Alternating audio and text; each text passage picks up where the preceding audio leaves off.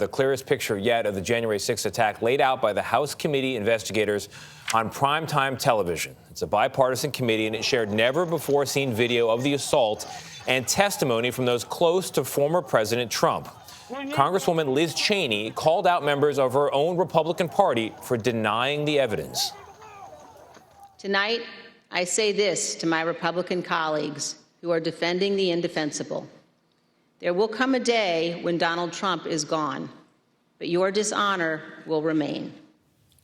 The committee also used video to highlight the role of far-right extremist groups, including the moment they assaulted Capitol Police Officer Carolyn Edwards, knocking her unconscious. Congressman Adam Kinzinger is the other Republican on the committee other than Representative Cheney, and he joins us now. Congressman, good morning to you. I think the opening question just needs to be, what was the committee trying to get done last night? And from where you sit, did they accomplish it? Well, I certainly think we accomplished it. And our goal was both to, it has been it's been over a year since the attack. It's easy to move on. We need to get to the bottom of it so as to remind people of the truth of what happened. There's so much lies and misinformation out there.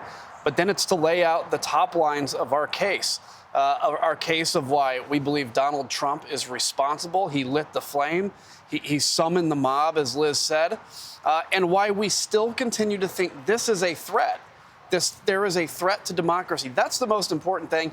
Even more than accountability out of this is for the American people to understand that this could still be a problem. Democracy is not safe unless we agree to follow a certain set of standards. I think we did that yesterday, and we're going to drill into that a lot more over the next couple of weeks. Well, Congressman, let me pick up on that because you're absolutely right.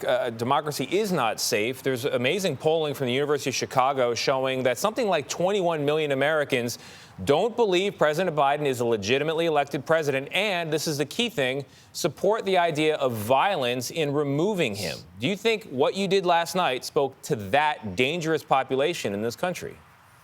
I don't know. And we'll see when this settles in. I think when we're through the hearings, what part of this part has soaked into that part of the population that has been protected from the truth, that has been abused and taken advantage of, fundraised off of based on a lie.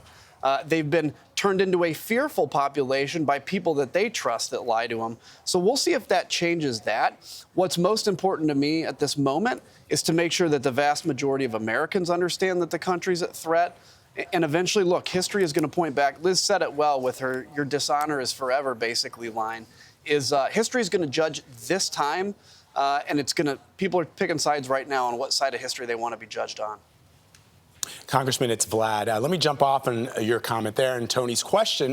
There are many people in your party who are critical of this process. There are many people in the Republican Party who continue to this day to suggest that there was fraud in the 2020 election. And yet what we saw from Congresswoman Cheney is the fact that there have been members of former President Trump's party, officials, cabinet members who have all testified that they know that this was a lie, including the President of the United States, the then President of the United States himself. He knew that those allegations were that he was lying. What are your conclusions to draw on that? So this is something, again, we're going to flush out over the next few weeks. We know, but we want to present it in the right way.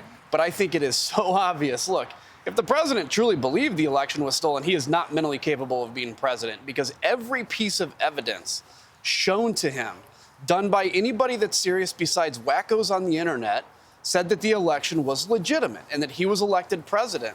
What we're going to see is how quickly a conspiracy on the internet ends up in his ears and attempted to be implemented.